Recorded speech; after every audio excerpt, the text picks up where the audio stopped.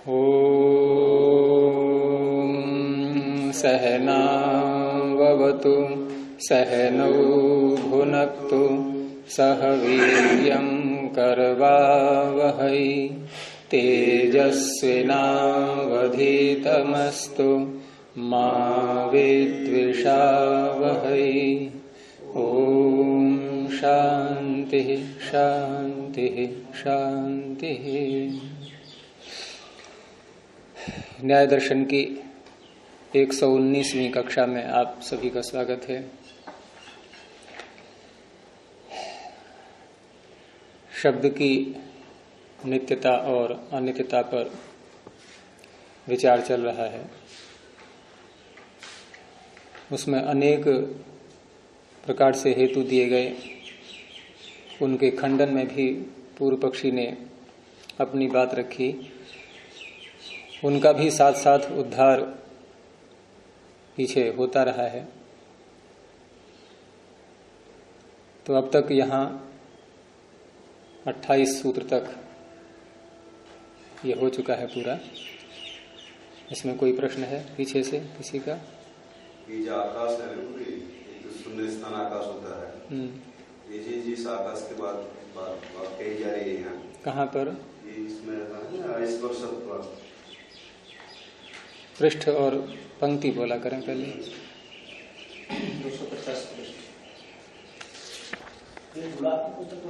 250 पर। हाँ बताइए। ये आकाश कौन सा आकाश है? ये शून्य वाला आकाश है क्या द्रव्य हुए? शून्य आकाश जो होता है वो एक सत्तात्मक वस्तु नहीं है। सत्तात्मक का तात्पर्य होना है। जैसे हम 3 पदार्थों को नित्य बोलते हैं, कौन कौन से? इसमें निमित्त है ईश्वर, जीव और प्रकृति। तो ये तीनों कैसे हैं? सत्तात्मक। ये हैं, इनकी सत्ता है। और शून्य आकाश किसे कहेंगे? जहां कुछ भी नहीं है। कुछ भी किसी भी वस्तु का न होना, ये शून्य आकाश हो गया। यद्यपि हम इसको यूं देखें कि कुछ भी नहीं है ऐसा तो स्थान कोई मिलेगा नहीं। कुछ भी नहीं है जहां, आप बताइए कोई स्थान ऐसा? क्यों क्यों? ऊपर है तो खाली स्थान सारा। ये खाली स्थान क्या हुआ? अभी तो परिधि में होगा ना। कौन? शून्य स्थान नहीं, जहां कुछ भी नहीं है ऐसा स्थान बताइए आप कोई, जहां कुछ भी नहीं है बिल्कुल। आज जो आकाश दिखाई दे रहा है यही दिखाई दे रहा है। हाँ, तो क्या दिखाई दे रहा है? आकाश कहाँ दिखाई देता है? आकाश में रूप थोड़ी ही है। ये खाली स्थान दिखाई दे रहा है। तुम बताओ नवीन, ऐसा कोई स्थान है जहाँ कुछ भी नहीं है? हैं? क्यों, क्या है वहां? हाँ, ईश्वर की दृष्टि से यदि हम देखेंगे तो खाली स्थान तो कहीं है ही नहीं फिर। लेकिन हम जो व्यवहार में बोलते हैं कि ये खाली स्थान है, वहां ईश्वर को हटा करके, ईश्वर के अतिरिक्त अन्य जो वस्तुएं हैं वो जहां नहीं होती हैं, उसमें वायु भी आ गई। वायु भी जहां न हो वो आकाश शून्य आकाश है। ईश्वर को छोड़ दीजिए, अब ईश्वर तो सर्वत्र है ही। और वो भी शून्य आकाश कैसा होता है कि जहां कोई वस्तु आ गई, जैसे कोई ये कहे कि शून्य आकाश व्यापक है, अर्थात विभू है, सर्वत्र है, कह सकते हैं ऐसा? ईश्वर को थोड़ी देर के लिए हटा दो, शून्य आकाश विभू है विभू है? विभू कह सकते हैं। तो विभू का अर्थ होता है जो सर्वत्र हो। और जहां ये पदार्थ हैं, सत्वरस्तम संसार सारा, ये जहां है वहां है आकाश। वो उसमें अवकाश तो रहता है, जैसे पदार्थ है उसके अंदर अवकाश। अच्छा, एक सत्व का कण ले लिया हमने, उसमें अवकाश है? एक कण सत्व का परमाणु,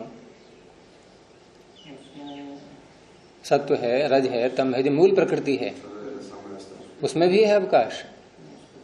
तो जहां वो कण है, एक कण को ले लो, जहां वो एक कण है वहां है शून्य आकाश? नहीं है। जितनी बात हो रही है उतनी पे रहो। एक कण की बात कर रहा हूं मैं, संघात में 2 कण तो कम से कम लेने पड़ेंगे तुम्हें, विषय बदलो मत अभी। तो एक कण जहां है वहां है शून्य आकाश? है? नहीं है। तो इस तरह से हाँ, विभू शब्द का प्रयोग कैसे करें फिर? क्योंकि विभू का अर्थ है कि कोई भी स्थान खाली ना हो, ऐसा पदार्थ। तो वहां जो विभुता आकाश की कही जाती है, शून्य आकाश की, उस विभुता का तात्पर्य है कि प्रत्येक पदार्थ से उसका संयोग है। ऐसा कोई भी कण नहीं है जिससे उस शून्य आकाश का संयोग न हो।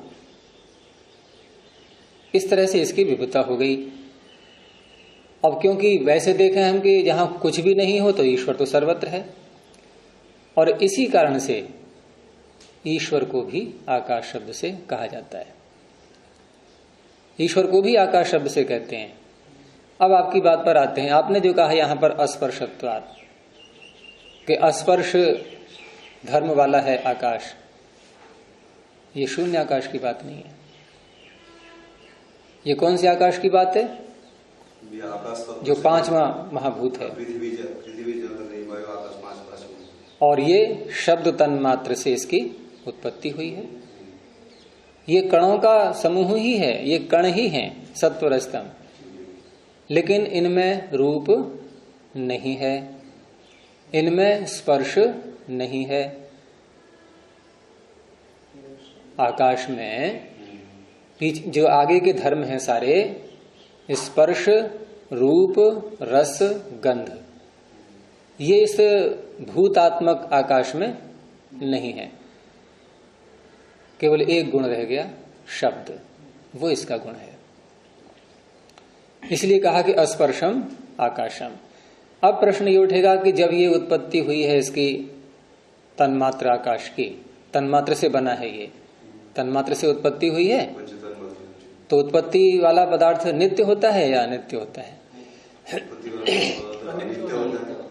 लेकिन भाष्य में देखिए, अस्पर्शम आकाशम नित्यम दृष्टम, यहां नित्य बता रहे हैं इसको, नहीं। तो ये जो नित्य बता रहे हैं, ये आप अंततः न देखें इसको, ये नित्य मान करके अपने शास्त्र की रचना कर रहे हैं। अपने शास्त्र में जो विषय ला रहे हैं, ये नित्य मान करके, मान करके का मतलब है बस इसी शास्त्र तक सीमित रहेंगे हम, तब तक नित्यता है। परंतु ये भी ऋषि हैं, इनको भी अन्य शास्त्रों का ज्ञान है, वेदों का ज्ञान है, वेदों के विद्वान है ये। तो क्या इनको सिद्धांत जो तत्वतः जो भी निर्णय होते हैं, क्या उसका इनको ज्ञान नहीं होगा? है ज्ञान उनका, लेकिन वो विषय इनका नहीं है जिस पर ये चर्चा कर रहे हैं यहाँ, क्योंकि ये व्यावहारिक शास्त्र कहलाते हैं ये, और यहाँ ये नित्य मान करके चलते हैं। तो नित्य मान करके चलने का तात्पर्य तत्वतः ये नित्य, ये भी मानते हैं कि अनित्य है, ये भी मानते हैं कि अनित्य है, लेकिन यहां नित्य मान करके ही इन्होंने अपनी बातें रखी हैं। ठीक है, तो इस तरह से विरोध नहीं है। ये अपने शास्त्र की दृष्टि से कह रहे हैं कि हम इसको नित्य मान करके बातचीत करेंगे। तो इसीलिए कहा इन्होंने कि नित्यम दृष्टम। यहां तत्वतः नित्यता नहीं है, ये ध्यान रखना है। ऐसे ही पीछे एक विषय और भी आया था, आपको ध्यान होगा कि जहां ये बात आई थी कि संयोग कैसा होता है, ये उसी प्रकरण में चल रहा है ये सारा, कि संयोग कैसा होता है, अव्याप्य वृत्ति वाला संयोग। सदा जिसके साथ भी होता है उस पदार्थ के साथ संयोग व्यापक नहीं होता है। उदाहरण दिया था, वहां 2 आंवले हमने पास पास में रखे, अब 2 आंवलों का संयोग हो गया, तो ये 2 आंवलों का संयोग पूरे पूरे आंवलों का हुआ है या कि उनके एक एक प्रदेश का? एक एक प्रदेश का। अब कोई यहां कहने लगे कि पानी में नमक घोल दिया,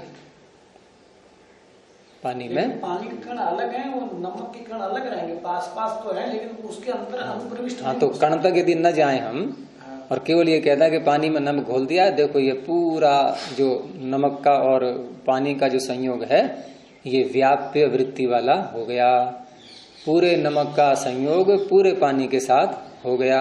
सामान्य दृष्टि से लेकिन ये उत्तर सही नहीं है, क्योंकि हम नमक कह किसको रहे हैं अब और पानी कह किसको रहे हैं और संयोग किस में देख रहे हैं? हम अनेक कण ले रहे हैं या एक कण ले रहे हैं? संयोग आप दिखाना है, दो वस्तुओं को लाइए आप केवल, तो दो वस्तु कौन सी है वहां?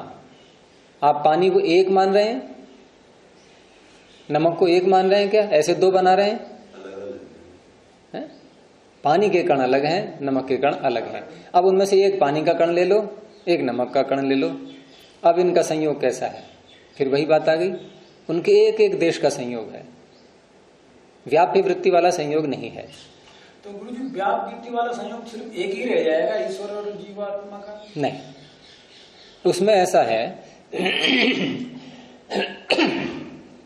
कि एक देशी पदार्थ का संयोग जब सर्वदेशी के साथ होता है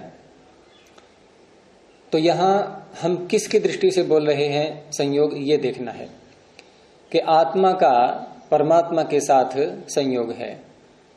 क्या आत्मा का संयोग परमात्मा के साथ व्याप्य वृत्ति से है?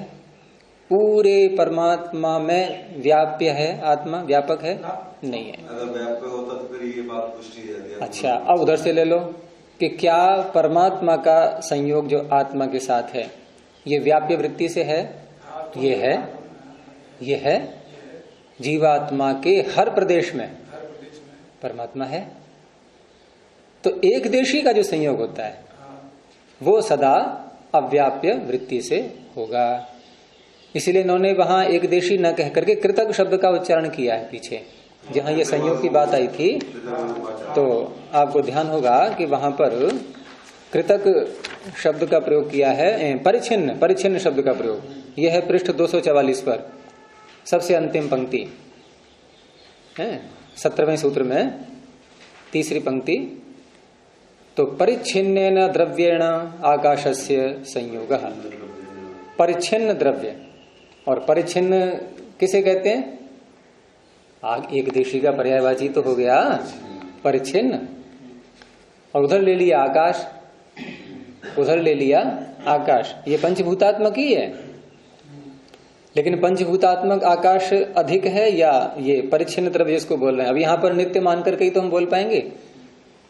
परिच्छिन्न जो आकाश के साथ जो दिखा रहे हैं संयोग, ये नित्य मान करके ही तो दिखा रहे हैं, अभी नित्य मान करके ही बोल रहे हैं, ये ध्यान रखना है। लेकिन तात्विक नित्यता नहीं है, ये ध्यान रखना। तो परिच्छिन्न द्रव्य का आकाश के साथ संयोग जो है, क्या ये पूरे आकाश को व्याप्त कर रहा है? नहीं कर रहा है। तो संयोग सदा अव्याप्य वृत्ति होता है। बहुरी समास है ये, अव्याप्या वृत्ति ही यस्य, जिसकी वृत्ति, जिसका होना, वृत्ति का अर्थ क्या है? वृत्तु वर्तने, होना। हम है अर्थ में बोलते हैं नहीं, वर्तते, वर्तते और भवती एक अर्थ में लेते हैं नहीं, अस्ति, वर्तते, भवती, विद्यते, होना है। तो जिसका होना कैसा है? अव्याप्य, व्याप्त न होने योग्य, ऐसा जिसका होना है। तो बहुरी समास करके बनेगा अव्याप्य वृत्ति, ऐसा है ये संयोग। अब बात आई थी फिर आत्मा की, इसी में देखिए आगे फिर 17वें ही सूत्र में जो यहां से है, संयोग वच्य शब्द बुद्ध्यादि नाम अव्याप्य वृत्तित्वम। मिल गया? संयोग वच्य शब्द बुद्ध्यादि नाम अव्याप्य वृत्तित्वम। अब शब्द किसको, शब्द का अव्याप्य वृत्तित्व किसके साथ दिखा रहे हैं? आकाश के साथ। और बुद्धि आदि का अव्याप्य वृत्तित्व किसके साथ दिखा रहे हैं? किसके साथ दिखा सकते हैं? पीछे बात आई थी आकाश और आत्मा दो की, तो आत्मा के साथ है। ये आत्मा के साथ घटेगा। और आत्मा है दो, आत्मा और परमात्मा।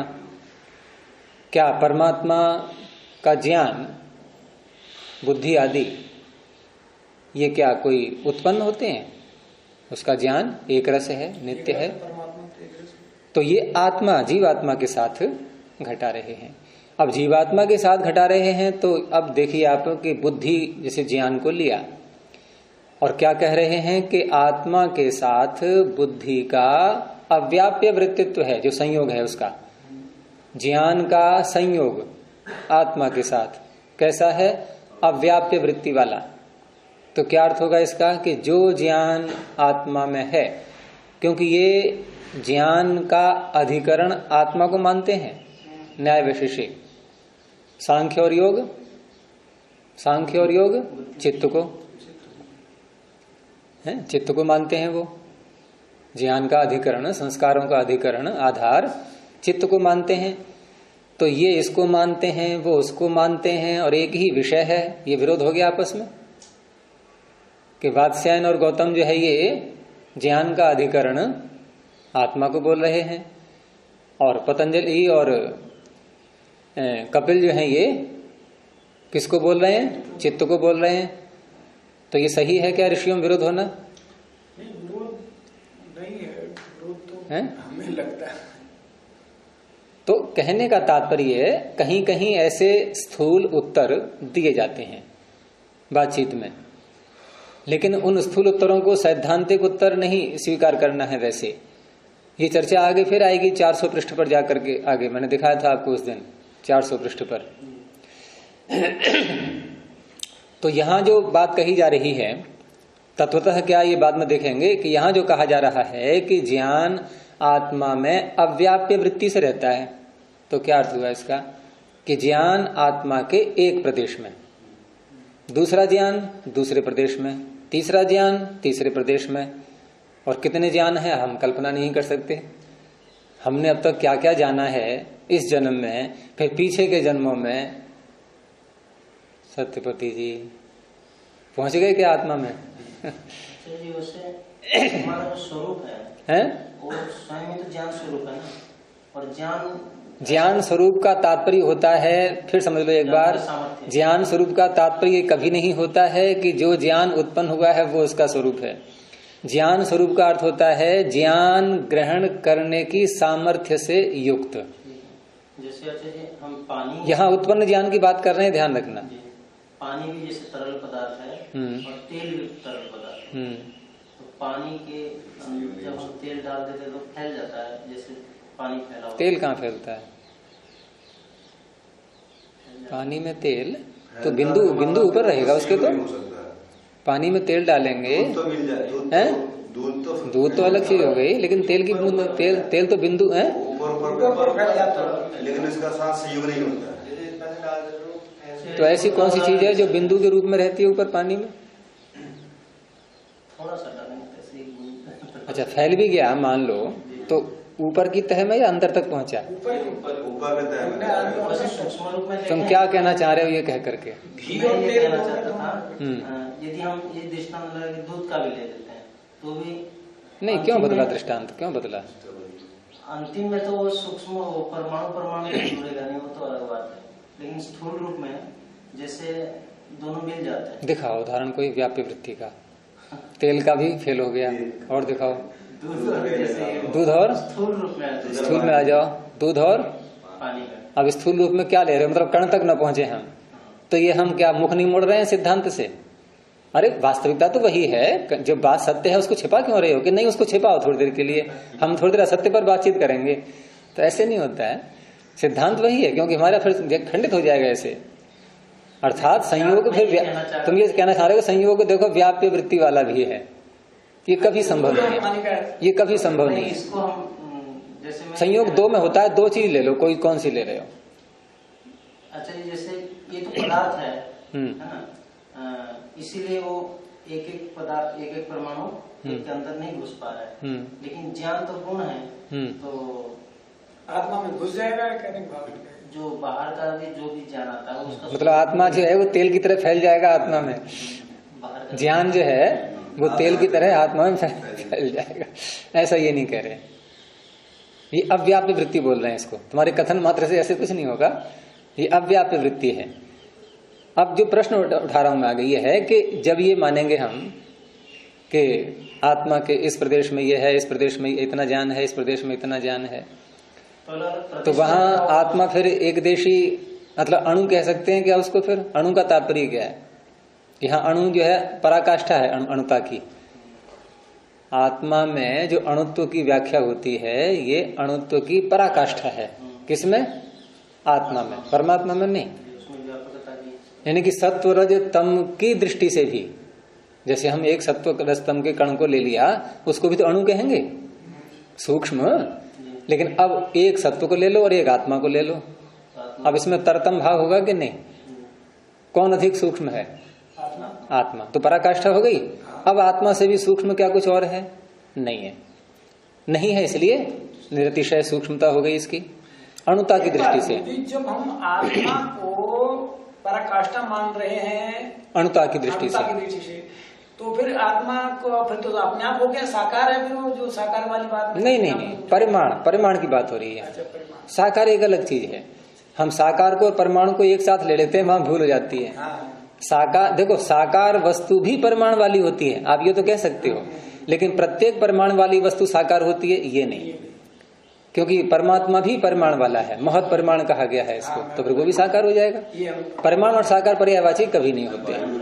आप ये तो कह सकते हो कि जो जो वस्तु, वायु तो आप जो है कि वायु कण है, ये वायु कण है, वायु कण है, सूक्ष्म है, लेकिन साकार है। हमारे लिए क्यों नहीं दिखते? उसमें रूप गुण नहीं उभरा है, रूप गुण नहीं है, रूप गुण नहीं है उसमें। तो हम वहां व्याप्ति ये तो ले सकते हैं कि जो जो वस्तु साकार होती है वह परमाणु वाली होती है।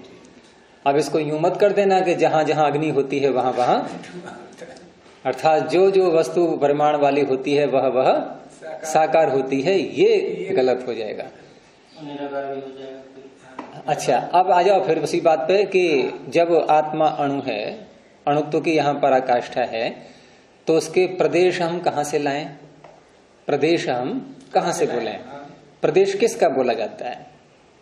प्रदेश जिसका कुछ अधिक स्थान हो, है कि देखो ये नीचे का प्रदेश, ऊपर का प्रदेश। लेकिन अब आप व्यवहार देखो, हम जब उपासना करते हैं और परमात्मा के साथ अपना सानिध्य का अनुभव करते हैं और प्रार्थना में कहते हैं कि हे प्रभु, आप हमारे ऊपर भी हो, आप हमारे नीचे भी हो, दाएं भी हो, बाएं भी हो, मैं आपके मध्य में बैठा हूँ, हैं आप सर्वत्र मेरे चारों ओर विराजमान हो।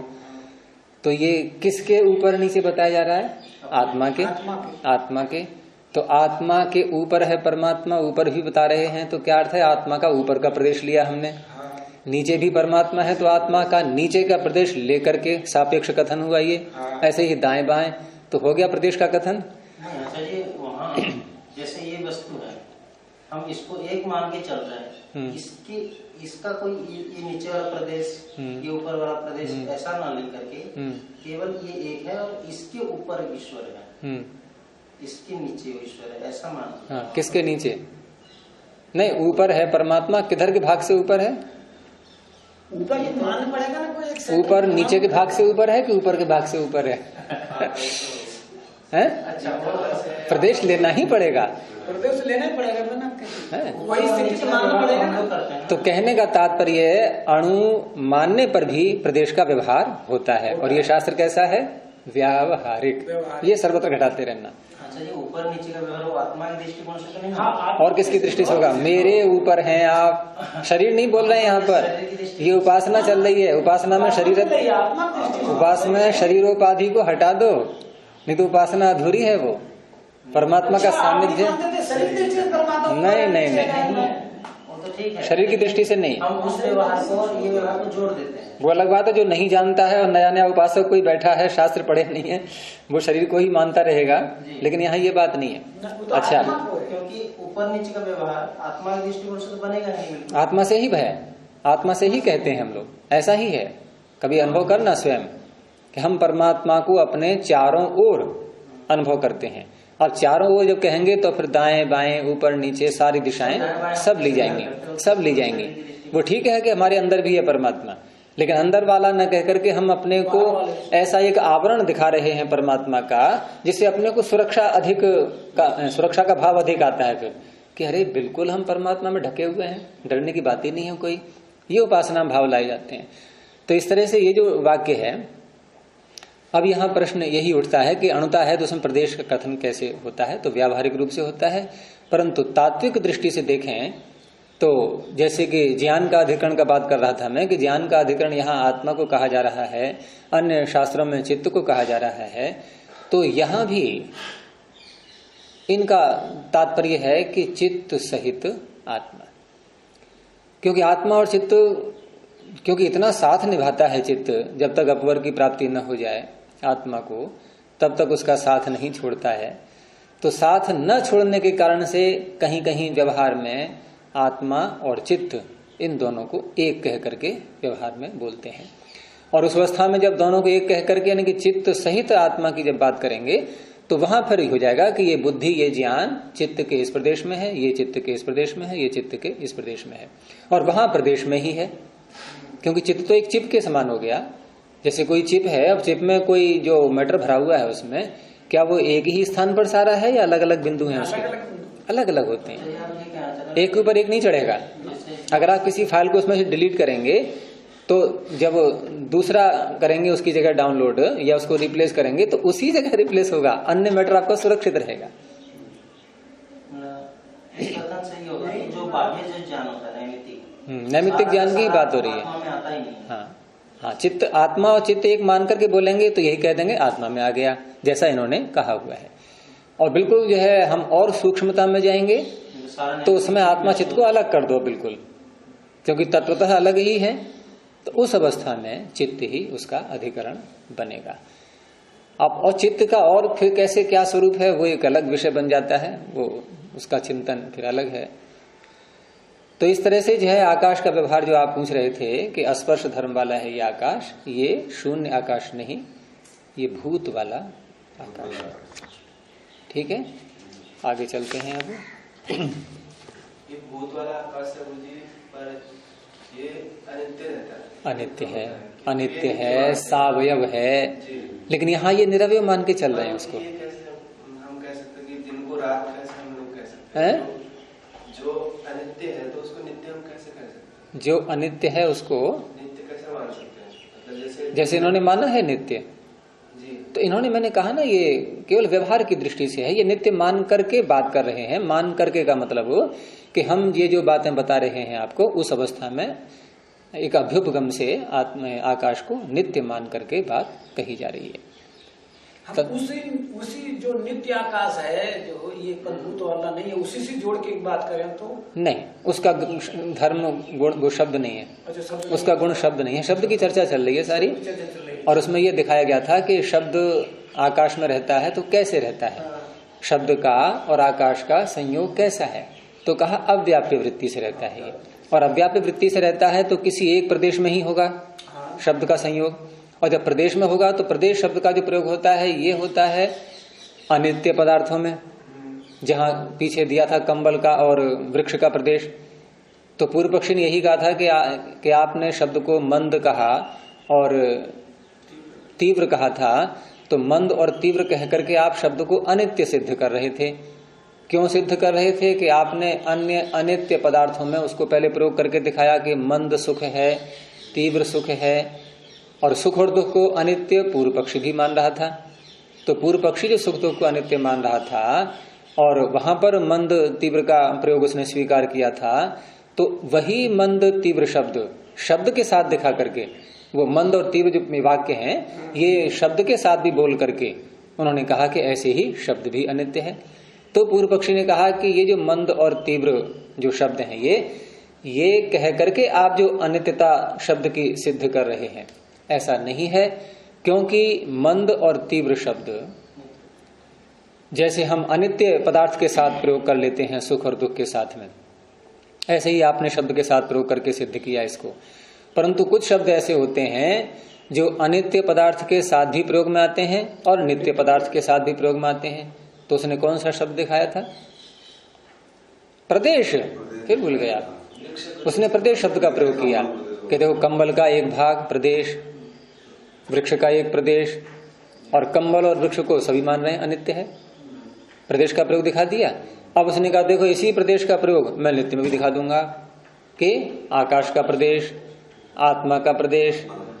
अब आत्मा और आकाश को यहां नित्य मान करके ये बात कही गई। तो जो शब्द अनित्य में भी प्रयुक्त हो रहा है, नित्य में भी प्रयुक्त हो रहा है, उस शब्द को आधार बना करके हम किसी वस्तु को अनित्य सिद्ध कैसे कर सकते हैं? तो ऐसे ही वहां वो दिखा रहा है वो दृष्टांत में कि आपने जो मंद और तीव्र शब्द का प्रयोग सुख और दुख में किया, ठीक है वो अनित्य है, लेकिन जो आपने शब्द में प्रयोग किया है कि मंद शब्द है और तीव्र शब्द है, यहां ये नित्य में भी इसका प्रयोग हो रहा है, क्योंकि शब्द को नित्य तो कह रहा है पूर्व पक्षी। उसका उत्तर इन्होंने दिया था कि प्रदेश शब्द का प्रयोग जो आत्मा के और आकाश के साथ हो रहा है, ये प्रदेश नित्य मान करके नहीं हो रहा है। यहां जो प्रदेश शब्द का प्रयोग है ये संयोग की अव्याप्य वृत्तिता को बता रहा है कि संयोग आत्मा के या आकाश के शब्द का जो संयोग है आकाश के अमुक प्रदेश में है, अर्थात पूरे आकाश में व्यापक नहीं है। तो ये नित्य जैसा नित्य का व्यवहार वहां पर हो रहा है। अगर इसके व्यापक मान लिया यानी कि संयोग की अव्याप्य वृत्तित्व को बताने के लिए, संयोग की जो अव्याप्य वृत्तिता है इसको बताने के लिए प्रदेश शब्द का प्रयोग हुआ है। वहां प्रदेश शब्द का प्रयोग करने से यह सिद्ध नहीं हो रहा है कि आकाश और आत्मा नित्य है, वो अनित्य है, ये सिद्ध नहीं हो रहा है। ना मान लीजिए व्याप्य मान लिया जाए, ये संयोग के अव्याप्य किसको व्याप्य मान लिया जाए? ये जो आकाश संयोग, शब्द का संयोग, आकाश वाला ये जो आकाश, शून्य आकाश की बात नहीं कर रहा हूँ, इसके थोड़े समय के लिए व्याप्य मान लिया जाए। किसको? ये जो आकाश के जो है ना, आकाश नहीं, दूसरी वस्तु दिखाइए ना साथ में, संयोग की बात हो रही है। हाँ हाँ, कौन सा संयोग आकाश में व्याप्य वृत्ति से रह रहा है? ना जैसे मान के चल रहे हैं। नहीं मान के, आप नाम तो बोलिए किसी वस्तु का। मान लीजिए आपने मुझे आंवले के वो दिया, आंवले का दिया, उदाहरण दिए। तो आंवले का और आकाश का ले रहे हैं आप? हाँ ठीक है, आंवले का और आकाश का संयोग है। तो आंवले का आकाश का जो संयोग है, ये संयोग आकाश में व्याप्य वृत्ति से है, यानी पूरे आकाश में है आंवला। तो व्याप्य वृत्ति मान लिया जाए। अरे तो मान कैसे लेंगे? कैसे मान लेंगे? गुरुजी शब्द का तो हो सकता है, हर जहाँ जहाँ आकाश वहाँ शब्द होता है। नहीं, वहां शब्द होता है, ये चीज अलग हो गई, ये वस्तु अलग हो गई। क्योंकि जहां जहां शब्द होता है वो शब्द एक पृथक पृथक व्यक्ति है। एक शब्द जहां उत्पन्न हुआ वो भिन्न शब्द है, दूसरा शब्द जहां उत्पन्न हुआ है वो भिन्न शब्द है। ये भिन्न भिन्न शब्द हो गए। एक संयोग की बात हो रही है कि एक शब्द, जैसे मैंने बोला क, अब यहां पर उच्चारण किया क का, अब ये जो शब्द उत्पन्न हुआ है इसका संयोग आकाश के साथ है। क्या ये यहां जो उत्पन्न का शब्द है मेरे द्वारा जो बोला हुआ है, क्या ये संयोग पूरे आकाश में है? नहीं है। तो इसी की बात हो रही है। अन्यत्र जो शब्द है वो किसी और ने बोला है, किसी और संयोग से, विभाग से उत्पन्न हुआ है। अपने अपने कारण से जो उत्पन्न हुए हैं शब्द भिन्न भिन्न, ये भिन्न भिन्न है। इसलिए आकाश के साथ किसी का भी तो संयोग की अव्याप्य वृत्तिता को कहने के लिए प्रदेश शब्द का प्रयोग है, न कि अनित्य है इसलिए प्रयोग है। क्योंकि वहां प्रदेश शब्द जो हम कंबल में और वृक्ष में बोल रहे हैं वो उनके कारण को बताने के लिए बोल रहे हैं। जो उनके कारण तत्व हैं, कंबल का एक प्रदेश, तो कंबल के एक प्रदेश में जो कारण तत्व हैं जिनसे कंबल बना है, जो उपादान कारण है उसके, उनको बताने के लिए प्रदेश का प्रयोग होता है। लेकिन नित्य पदार्थों में जब प्रदेश का प्रयोग करते हैं वहां संयोग की अव्याप्य वृत्तिता को बताने के लिए प्रयोग करते हैं। ये दोनों में भेद दिखाया उसने, और शब्द की अनित्यता सिद्ध रही थी।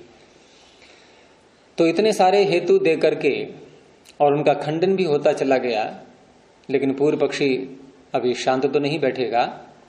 जब तक अंतिम श्वास उसकी रहेगी तब तक कुछ न कुछ बोलता ही रहेगा। जैसे यहाँ 50वें पृष्ठ पे इसमें पृथ्वी 250 नहीं, केवल 50। कहाँ पहुंच गए? इतने पीछे का केवल 50। कौन सी? पृथ्वी, आप, तेजो, वायु, आकाश में तो भूतान, ये 5 भूत स्वीकार कर रहे हैं। 50 में 50। हाँ पृथ्वी आप तेज। हाँ बोलो। ये जो है ये गंध रस रूप इनके ये कारण भी हैं। कारण नहीं, इनके अर्थ, तद अर्था। अंत में देखो सूत्र में शब्द तन मात्रा से तो आकाश की उत्पत्ति होती है, मानते हैं ना कि। हाँ इस ग्रंथ में। हाँ, तो उन्हीं के देखो पीछे प्रकरण देखो क्या चल रहा है।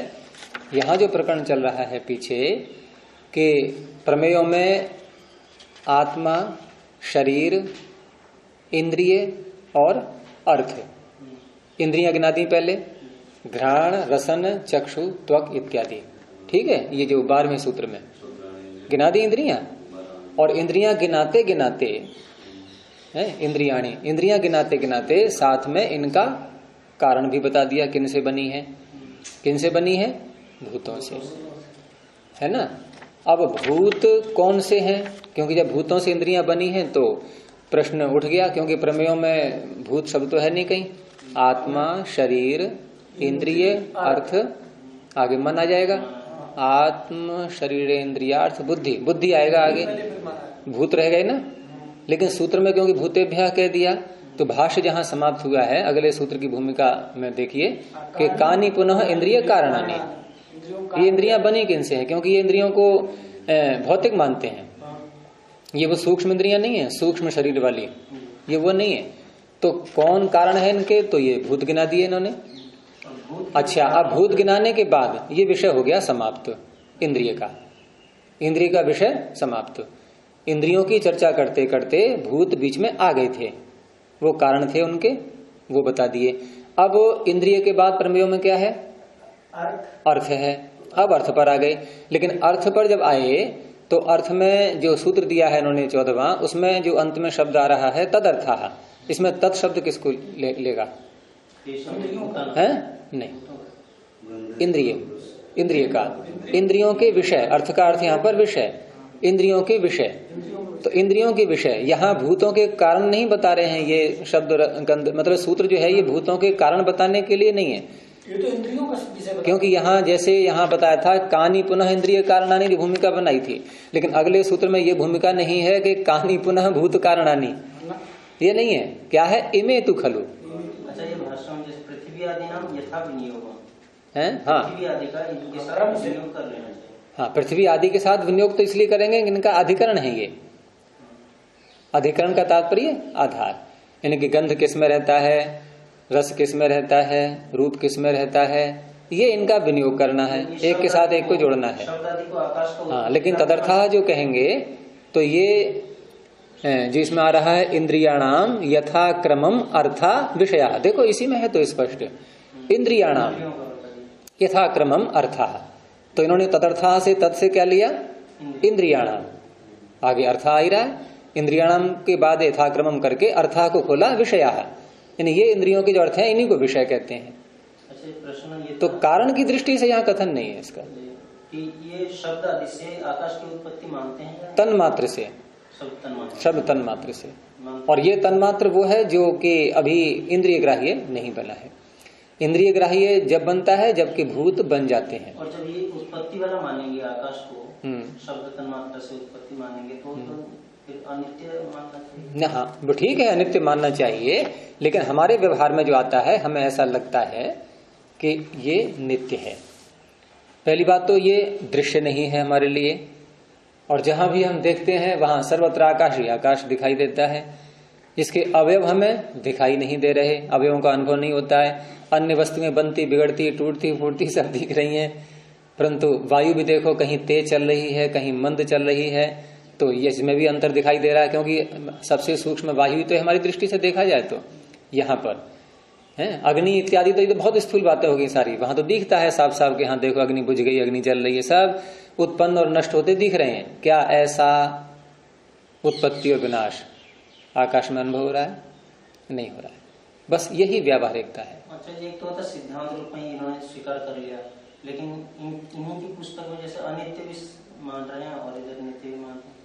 नहीं, अनित्य शब्द का प्रयोग उन्होंने नहीं किया है कहीं भी आकाश के लिए, केवल उत्पन्न ये तो भूत है इतना मात्र कह दिया है बस, लेकिन व्यवहार में उसको नित्य मान करके शास्त्र में जो बातें कही जा रही हैं उनको सामने रख रहे हैं। ये वैसे भी शब्द मात्र सीधी उत्पत्ति मानेगा। इसको विरोध इसलिए नहीं कहते हैं कि कोई भी वक्ता जब कोई बात कहता है अपनी, तो वो तात्विकता से थोड़ा सा हट करके नीचे को आकर के और श्रोता की योग्यता के अनुरूप, जैसे कोई बहुत ऊंचा अध्यापक है, एमए की कक्षा को लेता है और प्राइमरी की कक्षा के बच्चों को पढ़ाने को बिठाल दिया उसके लिए, अब थोड़ा अपने स्तर से वो नीचे आएगा, बहुत नीचे आना पड़ेगा, तब उन बच्चों को समझा पाएगा वो।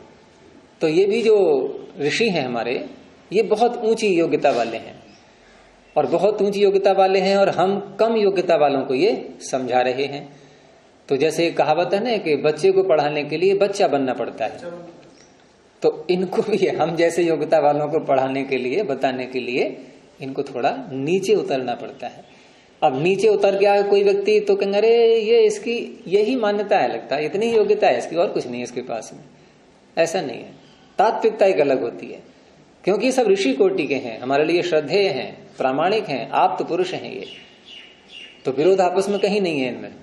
जैसे कहते हैं ना गुरु जी, एक बच्चा आया माँ से अपनी दादी से कह रहा, दादी माँ वो स्कूल नहीं जाऊंगा। बोला क्यों? बोले मैडम तो सारे मेरे से पूछ के बताती है। हाँ, मैं बताऊंगा, बॉल में बताता हूँ, उसको कुछ नहीं आता, मैं उसको नहीं मैं बताता हूँ। हाँ, मुझसे पूछती है, यानी कि पता नहीं है इसलिए पूछती है, पता नहीं इसलिए पूछती है। मैं ज्यादा जानता हूँ मैडम से। चलिए आगे। तो शब्द की नित्यता को सिद्ध करने के लिए, नित्यता को बरकरार रखने के लिए अब पूर्व पक्षी एक अन्य विषय उठाता है। और अब तक शब्द की नित्यता पूर्व पक्षी कुछ अन्य प्रकार से बोल रहा था, यानी कि सदा नित्य रहना। अब थोड़ा उससे कम आ गया है, वो खंडन होते होते होते अब सोच रहा है कि कम से कम कुछ देर तो टिक जाए शब्द। ये क्या सोच रहा है?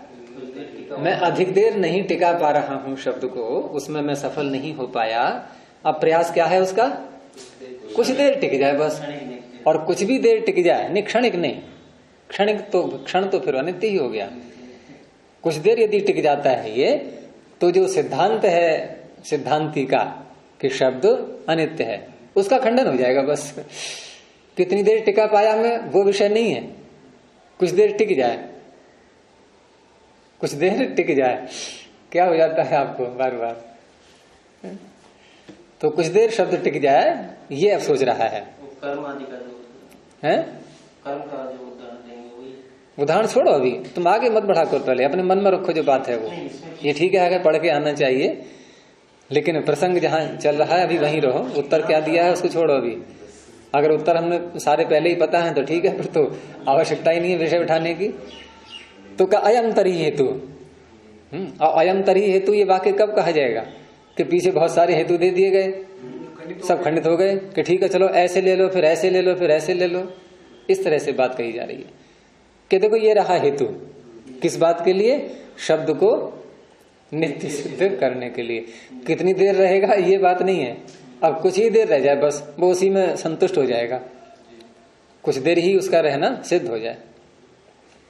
तो सूत्र बोलेंगे 29वां, अभ्यासात, और पंचमी है, ये भी हेतु है। अभ्यास से, अभ्यास के कारण से। ये प्रश्न है, प्रतिज्ञा क्या है? शब्द नित्य है। हैं? कहाँ पहुंच गए आप? उसी को ऊपर 28वां जो प्रश्न है। हाँ नहीं, तो 28वां जो सूत्र है वो अलग है। 28वें सूत्र में जो बात कही थी, हाँ 28वें सूत्र में जो बात कही थी वो विषय यहाँ नहीं है अभी, वो तो समाप्त हो गया। वहां अध्यापन की बात चल रही थी, अध्यापन हेतु देकर के उसने और शब्द को नित्य सिद्ध किया था कि शब्द यदि नित्य नहीं होगा तो पढ़ाने वाला जो बोल रहा है और वो नष्ट हो गया तो दूसरा उच्चारण कैसे करेगा उसका? फिर दूसरे के पास क्या पहुंचा? यहाँ अभ्यास की बात हो रही है कि शब्द का अभ्यास करते हैं। अभ्यास का तात्पर्य बार बार करना, तो बार बार तभी तो कर पाएंगे जब कोई वस्तु कुछ देर स्थिर रहे, तभी तो बार बार होगा। तो ये बार बार कह करके दिखाना चाह रहा है कि शब्द जितनी देर तक हम उसको अभ्यास कर रहे हैं उतनी देर तक तो है स्थित वो। तो भाष्य देखें कि अभ्यस्यमानम अवस्थितम दृष्टम, जिस वस्तु का अभ्यास किया जाता है, अभ्यस्यमान शानच करके कर्मवाची में, कि जिसका अभ्यास किया जाता है वह अवस्थितम दृष्टम, वह अवस्थित दिखाई देता है, तब अभ्यास हो पाता है। जैसे उदाहरण दिया, उदाहरण किसका देंगे? जो पहले से नित्य है, पहले वहां अभ्यास का प्रयोग करेंगे और उस अभ्यास शब्द का प्रयोग फिर जिसको सिद्धांती अनित्य कह रहा है फिर वहां दिखाएंगे। यही तो शैली होगी। पहले अभ्यास कहाँ दिखाएंगे? नित्य में, और वहां दिखा करके ये पुष्टि करवा लेंगे कि देखो यहाँ नित्य में अभ्यास का प्रयोग हो रहा है कि नहीं। अब उसी नित्यता को वो शब्द में लाना चाह रहा है जिसको सिद्धांती अनित्य कह रहा है। तो पंचकृत्वः पश्यति, 5 बार देख रहा है क्या? रूप को। अब रूप तो नित्य है, रूप नित्य सिद्धांति भी मान रहा है, अवस्थित है। नित्य का तात्पर्य यहाँ पर टिका हुआ है, रूप कोई नष्ट नहीं हो रहा है अभी। जब तक वस्तु की सत्ता है, जब तक रूपवान की सत्ता है तब तक रूप है। यहां भी ये मतलब है ना कि तत्वतः नित्य है। तो पंचकृत्वः पश्यति, जैसे मैं आपको देख रहा हूं, 1 बार देखा, 2 बार देखा, तो मैं क्या कर रहा हूं? देखने का अभ्यास। क्यों देख पा रहा हूं? मैंने 1 बार देखा और आप तुरंत गायब हो जाओ। अब दोबारा देख लूंगा, मैं दोबारा देख लूंगा, अभ्यास नहीं हो पाएगा। अभ्यास सफल क्यों हो पाया? रूप के अवस्थित होने से। तो पंचकृत्वः पश्यति, 5 बार देख रहा है। इति रूपम अवस्थितम पुनः पुनर्दृश्यते, अवस्थित रूप बार बार देखा। को क्यों बोला?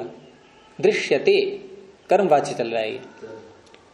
और ध्यान रखो कि भाषा में कर्मवाच्य का प्रयोग अधिक होता है, कर्तृवाच्य तो कहीं कहीं मिलेगा।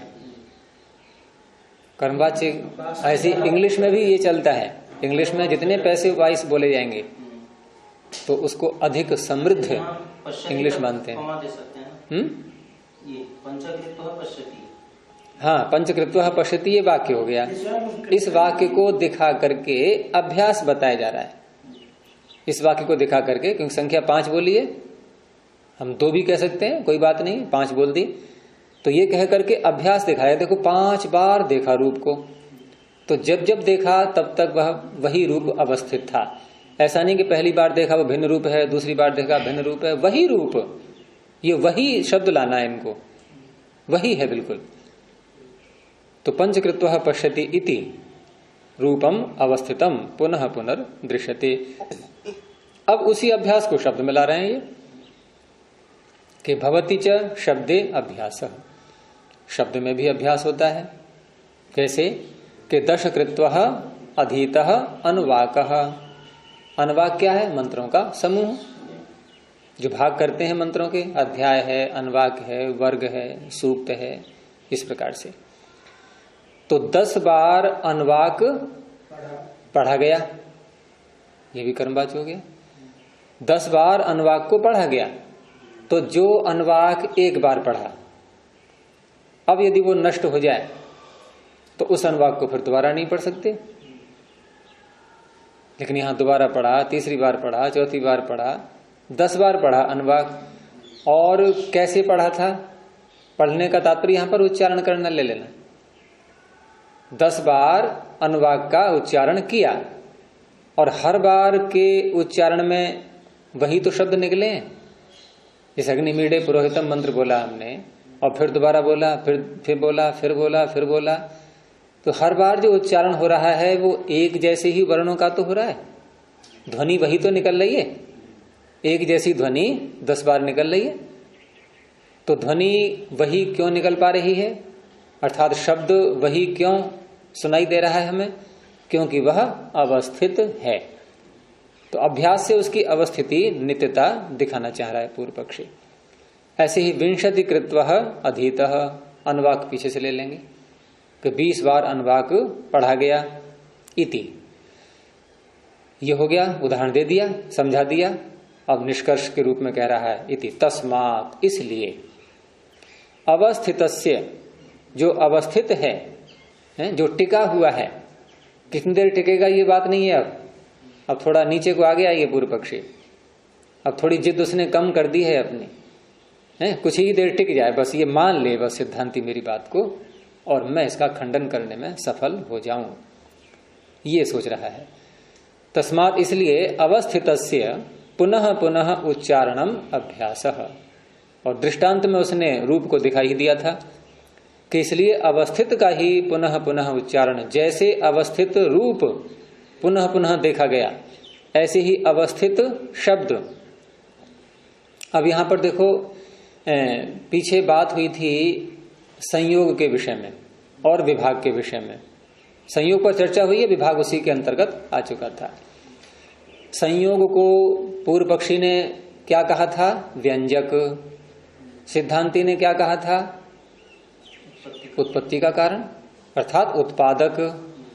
व्यंजक और उत्पादक, ये दो शब्द चल रहे थे संयोग के साथ में, और संयोग का हो चुका है खंडन पूरा पीछे।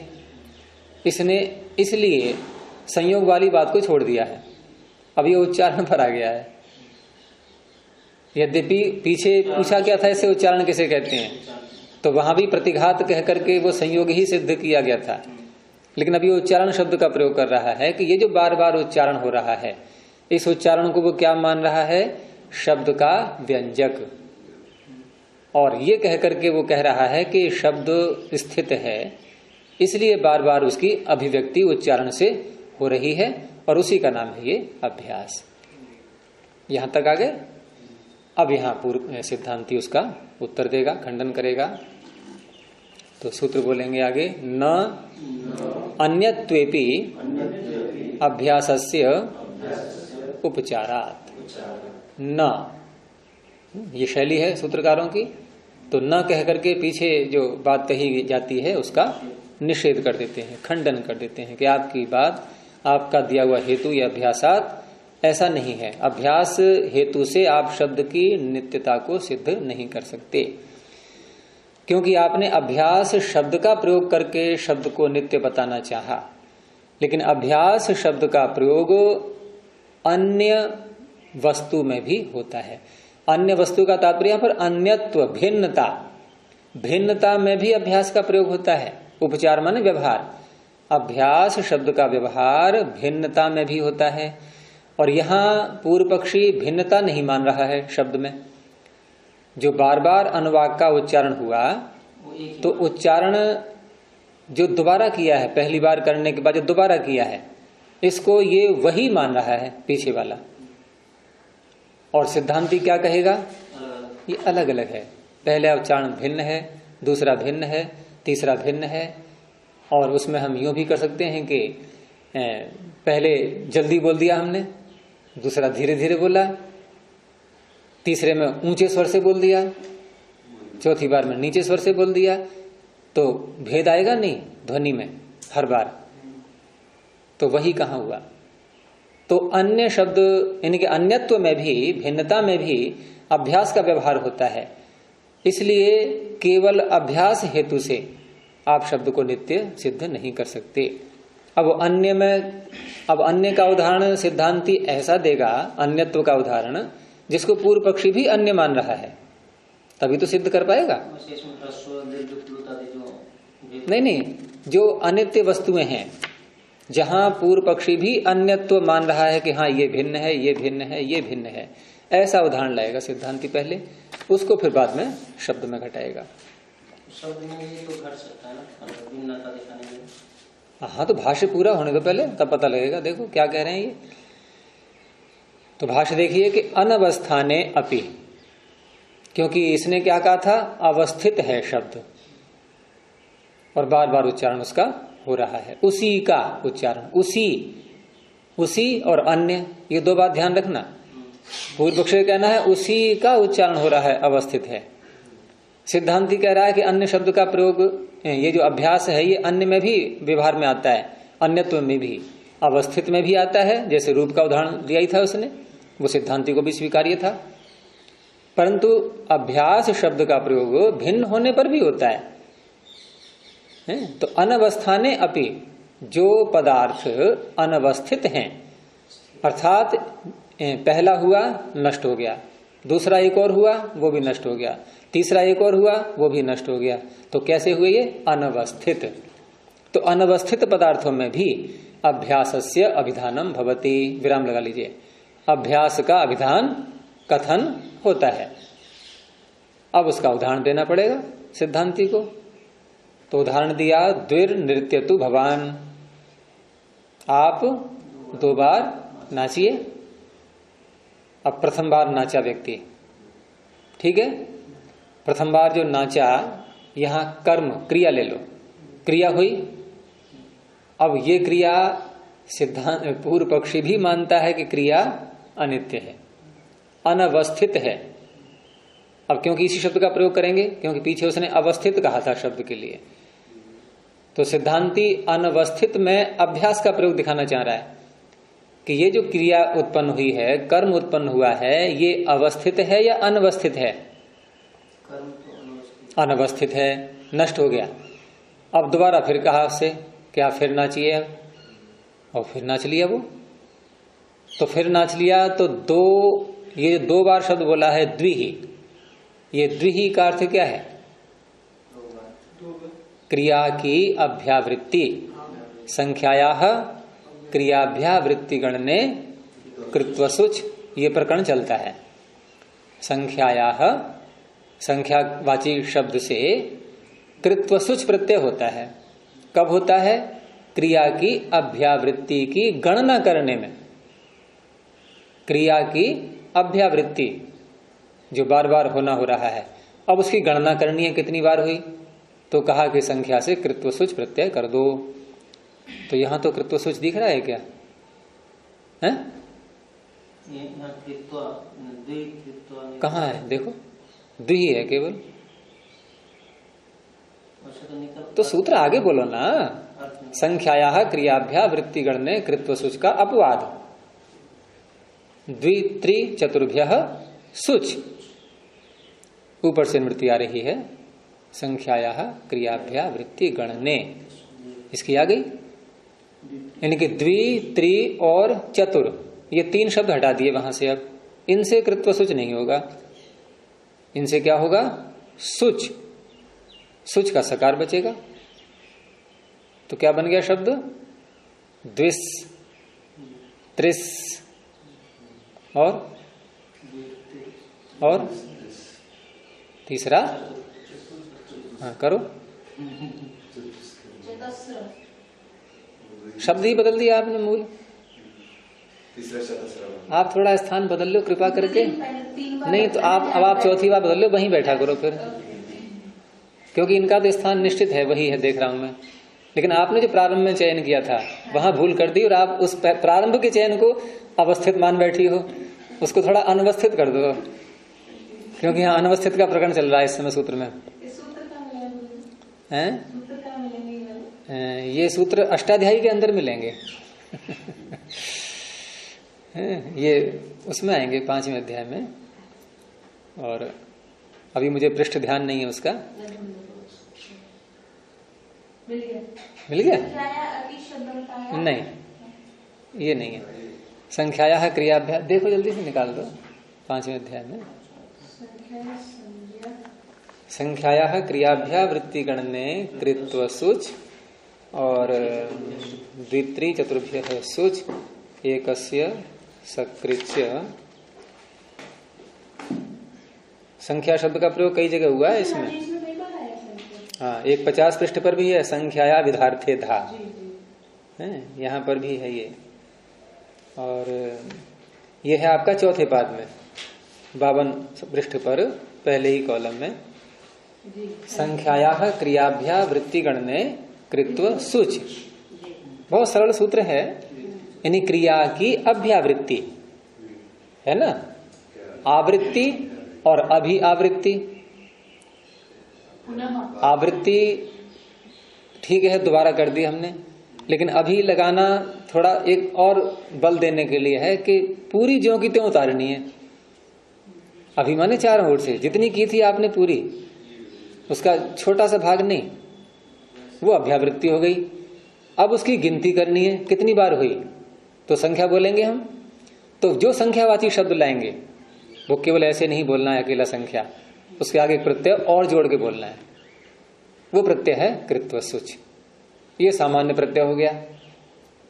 अब आगे 3 शब्द इसमें से हटा लिए संख्यावाचियों में से, द्वित्रि और चतुर, उनसे सुच किया गया। एक और हटा दिया, एकस्य, एक शब्द, ये भी संख्यावाची है। एक के स्थान में सकृत आदेश ही हो गया पूरा। ये निपातन है। सकृत शब्द कोई पूछे कि इसका क्या अर्थ है, तो अर्थ आप बोल दोगे क्या है, लेकिन कोई पूछे सकृत शब्द बना कैसे, अब ढूंढते रहना धातु प्रत्यय। ये सकृत शब्द पूरे का पूरा आदेश है। किसके स्थान में? एक शब्द के स्थान में। और च कहने से कृत्व सुच भी ले लेंगे, एक कृत्व है। तो द्वि, त्रि और चतुर की बात हो रही थी कि द्विस, त्रिस और बस, और क्या आ गया, आप भी अटक गए।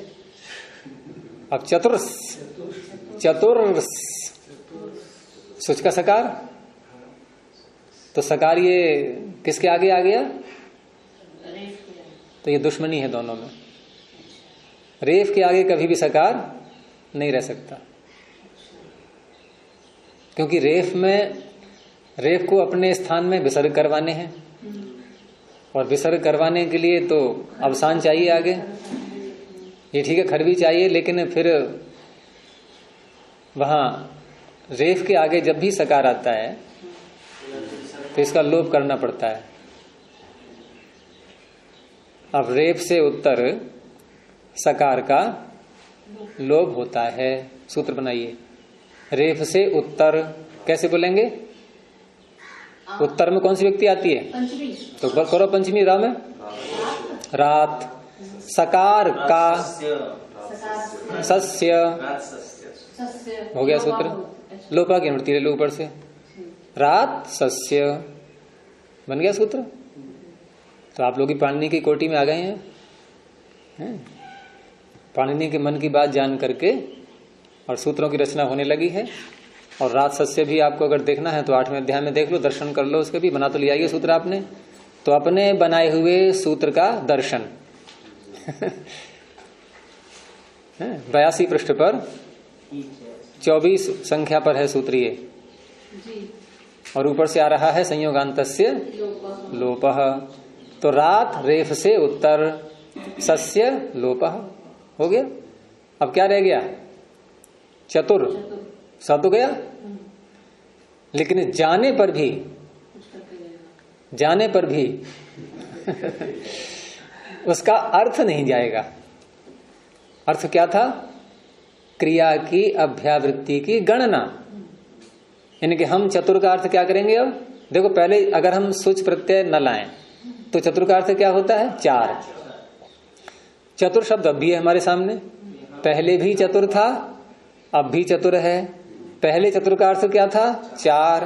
अब चतुर का अर्थ क्या होगा? बार। हो गया ना अंतर? ये प्रत्यय लाने के कारण से हुआ। भले ही चला गया वो, लेकिन अपनी छाप छोड़ गया।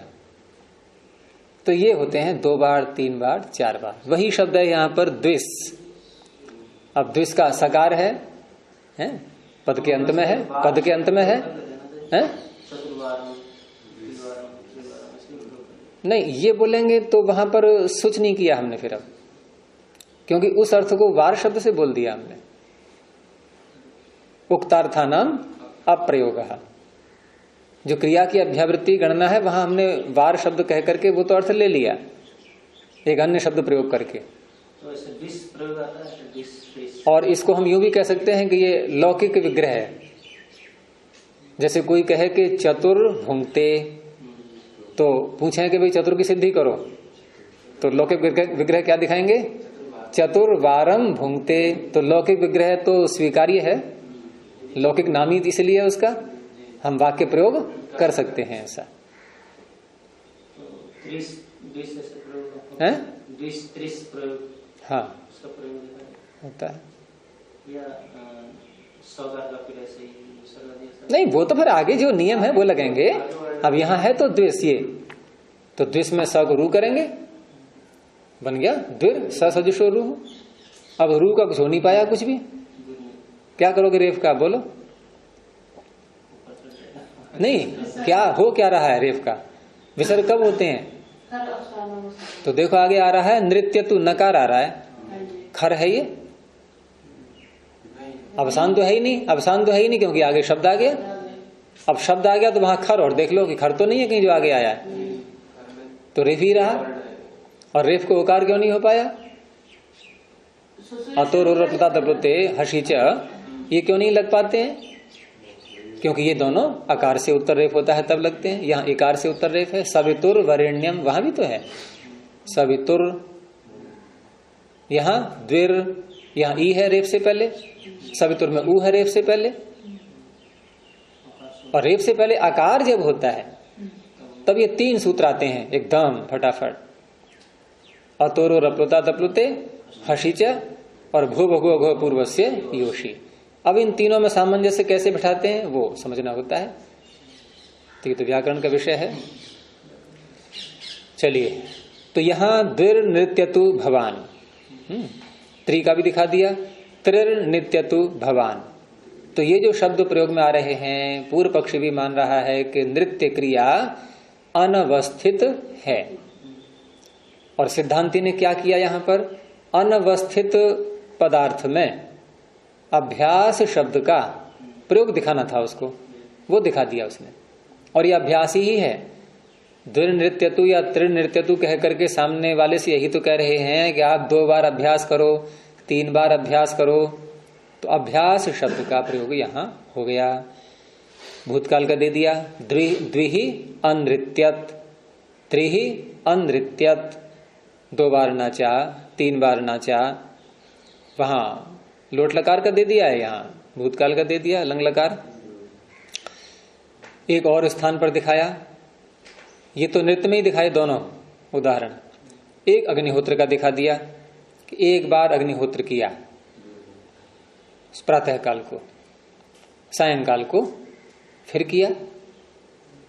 तो फिर शब्द किस में आता है? ये पुनः जो किया, फिर किया, तो पुनः का अर्थ क्या है? जो पहले किया वही, यही तो निकलता है। लेकिन पता है हमें कि प्रातः काल का अग्निहोत्र जो क्रिया थी वो भिन्न थी, सायंकाल की जो अग्निहोत्र की क्रिया है वो भिन्न है, अर्थात अनवस्थित है।